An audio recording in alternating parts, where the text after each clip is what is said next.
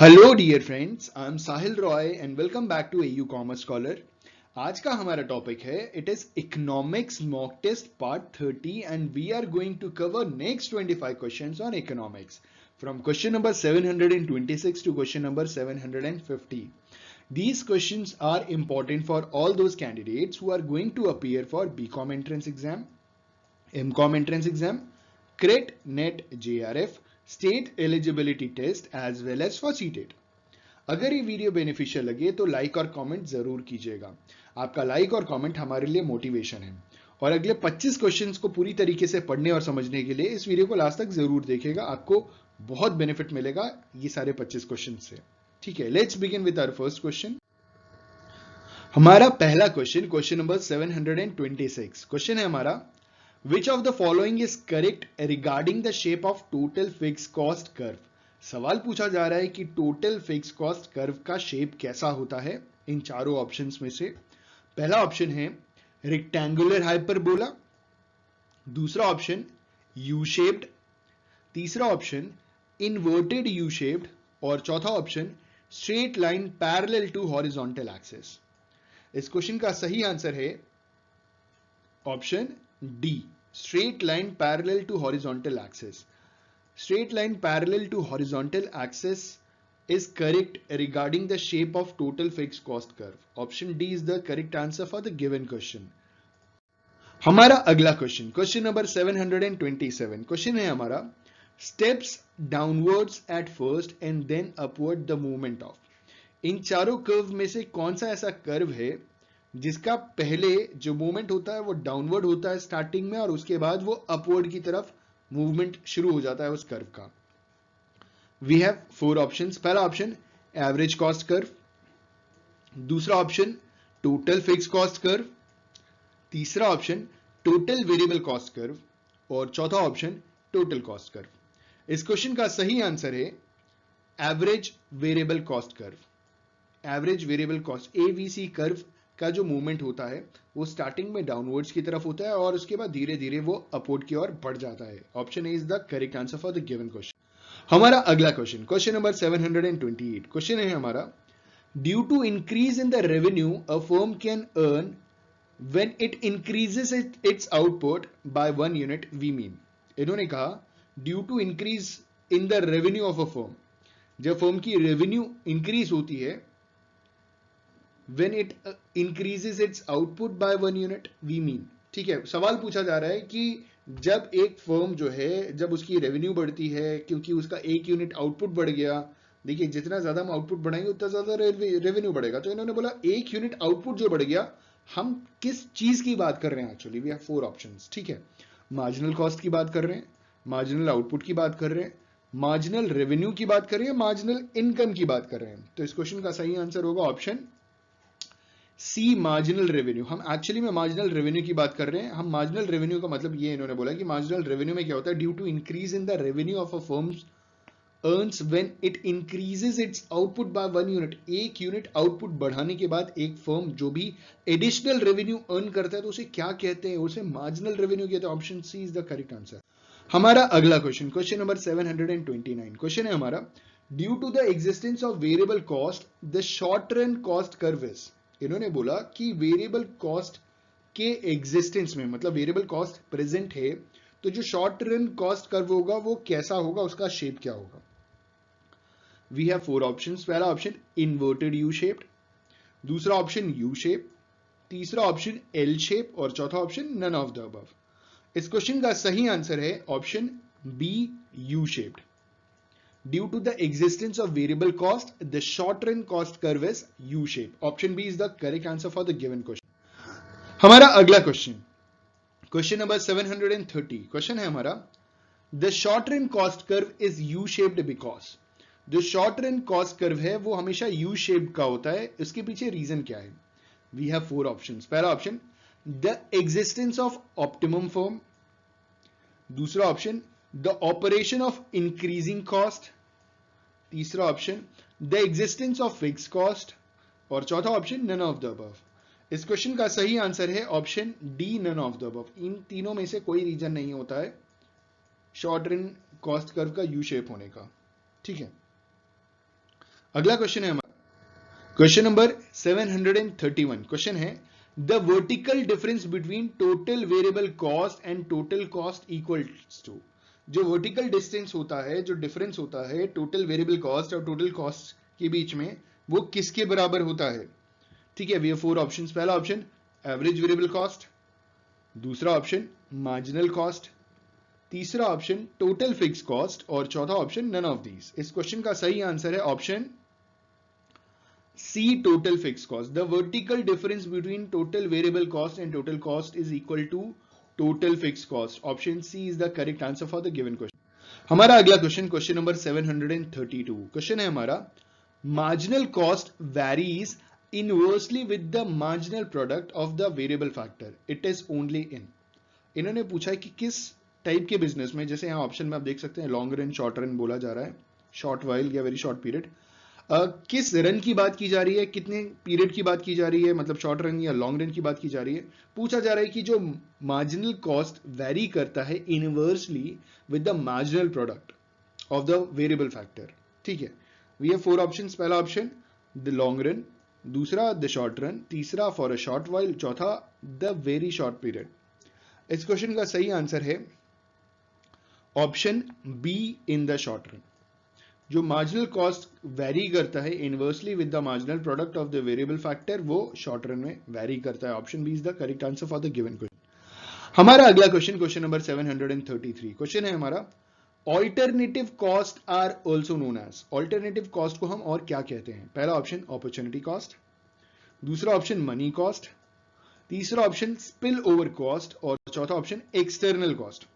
इस क्वेश्चन का सही आंसर है option A, opportunity cost. Alternative cost are also known as opportunity cost. Option A is the correct answer for the given question.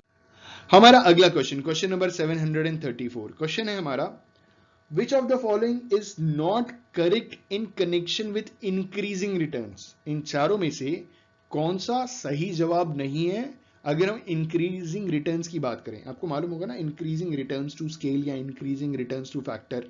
ठीक है, इन चारों में से कौन सी ऐसी चीज increasing returns to a scale या increasing returns to a factor लाने में हेल्पफुल नहीं है? पहला ऑप्शन टेक्नोलॉजिकल एडवांटेज, दूसरा ऑप्शन मार्केटिंग इकोनॉमीज, तीसरा ऑप्शन वेरिंग फैक्टर प्रोपोर्शंस और चौथा ऑप्शन नन ऑफ दीज। इस क्वेश्चन का सही आंसर है option D, none of these, क्योंकि ऊपर की तीनों चीजें are directly connected with increasing returns। ठीक है, option D is the correct answer for the given question. हमारा अगला क्वेश्चन, क्वेश्चन नंबर 735। क्वेश्चन है हमारा which of the following tend the marginal cost curve to rise up. इन चारों में से कौन सी ऐसी चीज है जिसकी वजह से मार्जिनल कॉस्ट कर्व बढ़ जाता है, इंक्रीज कर जाता है? पहला option law of increasing returns to scale, दूसरा ऑप्शन एक्सटर्नल डिसइकोनॉमीज, तीसरा option law of variable proportion और चौथा option law of diminishing returns to scale. इस क्वेश्चन का सही आंसर है option C, law of variable proportion. इन्होंने बोला कि इनमें से which of the following tend the marginal cost curve to rise up, it is law of variable proportion. Law of variable proportion की वजह से मार्जिनल कॉस्ट कर्व ऊपर की ओर बढ़ जाता है ग्राफ में। ठीक है, option C is the correct answer. हमारा अगला क्वेश्चन, क्वेश्चन नंबर 736। क्वेश्चन है हमारा marginal cost is less than the average cost when average cost falls with।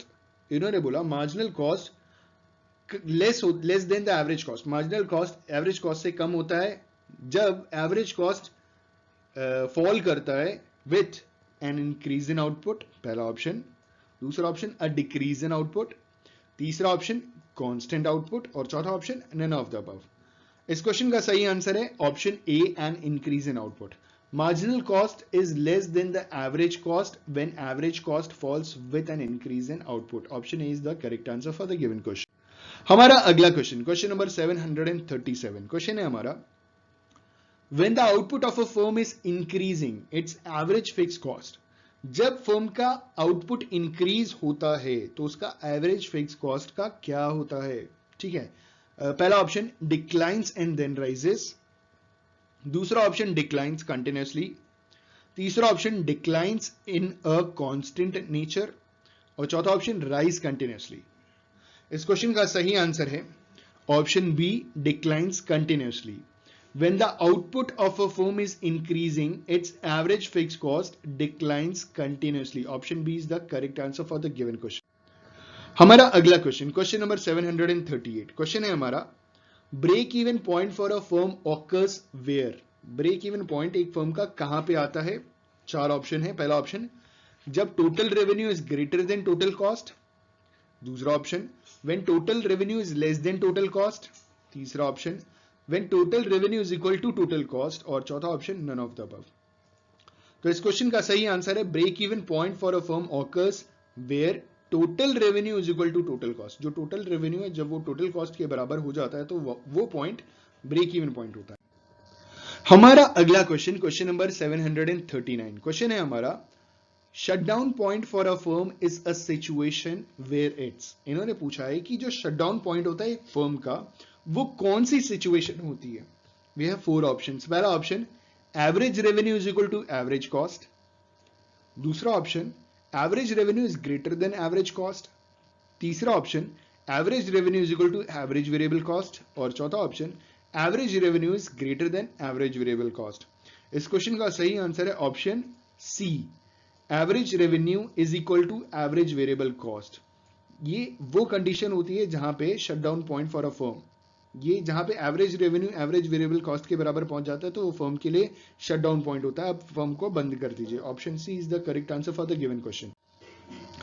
हमारा अगला क्वेश्चन, क्वेश्चन नंबर 740. क्वेश्चन है हमारा, with the increase in average cost marginal cost rises at a. जब average cost increase करता है तो marginal cost किस pace पे राइज करता है. We have four options. पहला option, at a slower rate. दूसरा option, at a faster rate. तीसरा ऑप्शन, सिमिलर रेट. और चौथा ऑप्शन, डज नॉट राइज. इस क्वेश्चन का सही आंसर है ऑप्शन बी, फास्टर रेट.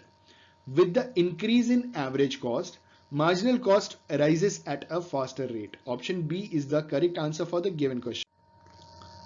हमारा अगला क्वेश्चन, क्वेश्चन नंबर 741. और क्वेश्चन है हमारा, to maximize profits which of the following condition must be maintained. Profit को मैक्सिमाइज करने के लिए इनमें से कौन सी कंडीशन को मेंटेन करना पड़ेगा. We have four options. पहला option, when marginal revenue is less than marginal cost.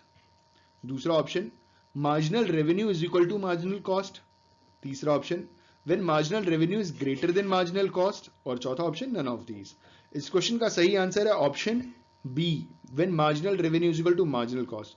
इन्होंने बोला फर्म की प्रॉफिट को मैक्सिमाइज करने के लिए हमें क्या मेंटेन करने पड़ेगा, हमें मेंटेन करना पड़ेगा marginal revenue is equal to marginal cost. B. हमारा अगला क्वेश्चन, क्वेश्चन नंबर 742. क्वेश्चन है हमारा, for maximising profit in short run the condition is. Short run में प्रॉफिट को मैक्सिमाइज करने के लिए कौन सी कंडीशन होती है. पहला option, average revenue is equal to average cost. दूसरा option, marginal revenue is equal to marginal cost. तीसरा option, marginal revenue is equal to average revenue. और चौथा ऑप्शन है marginal cost is equal to average cost. इस question का सही answer है, for maximising profit in the short run the condition is marginal revenue is equal to marginal cost. जब marginal revenue marginal cost के बराबर हो जाता है तो वो कंडीशन है जहां पे शॉर्ट रन में प्रॉफिट को मैक्सिमाइज किया जा सकता है. हमारा अगला क्वेश्चन, क्वेश्चन नंबर 743. क्वेश्चन है हमारा, when the output produced is maximum for the given level of input the firm achieve. इन्होंने बोला, when the output produced is maximum for the given level of input the firm achieve. जो भी given level of input दिया है उसमें जब output maximum level पे है, ठीक है, सबसे ज्यादा आउटपुट आपको मिला है, तो उसे हम क्या बोलेंगे. We have four options. पहला ऑप्शन, टेक्निकल एफिशिएंसी. दूसरा ऑप्शन, टेक्नोलॉजिकल एफिशिएंसी. तीसरा ऑप्शन, टेक्निकल इनएफिशिएंसी. और चौथा ऑप्शन, मैक्सिमम प्रॉफिट. इस क्वेश्चन का सही आंसर है option B, technological efficiency. Technological efficiency हमने अचीव कर लिया जहां पे गिवन इनपुट में हमने मैक्सिमम आउटपुट प्रोड्यूस कर दिया है. अगला क्वेश्चन है हमारा, क्वेश्चन नंबर 744. क्वेश्चन है, the conditions of long run equilibrium for a firm operating under perfect competitions are.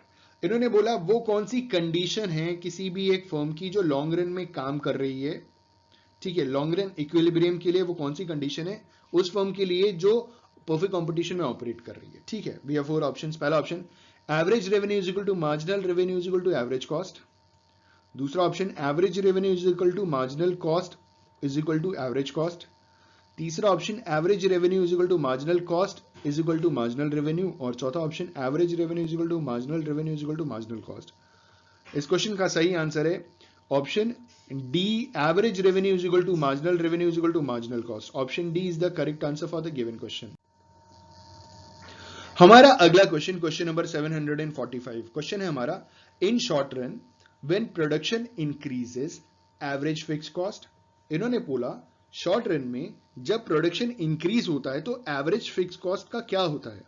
We have 4 options. पहला ऑप्शन डिक्रीजेस, दूसरा ऑप्शन इंक्रीजेस, तीसरा ऑप्शन रिमेन्स कांस्टेंट और चौथा option none of the above. इस question का सही answer है in short run when production increases average fix cost decreases. Option A is the correct answer for the given question. हमारा अगला question, question number 746। Question है हमारा, at the minimum cost a firm can produce the. Minimum cost में firm क्या produce कर सकता है। ठीक है, वी हैव 4 ऑप्शंस। पहला ऑप्शन मैक्सिमम प्रॉफिट, दूसरा ऑप्शन ऑप्टिमम प्रॉफिट, तीसरा ऑप्शन ऑप्टिमम आउटपुट और चौथा ऑप्शन मार्जिनल आउटपुट। इस क्वेश्चन का सही आंसर है ऑप्शन सी, ऑप्टिमम आउटपुट।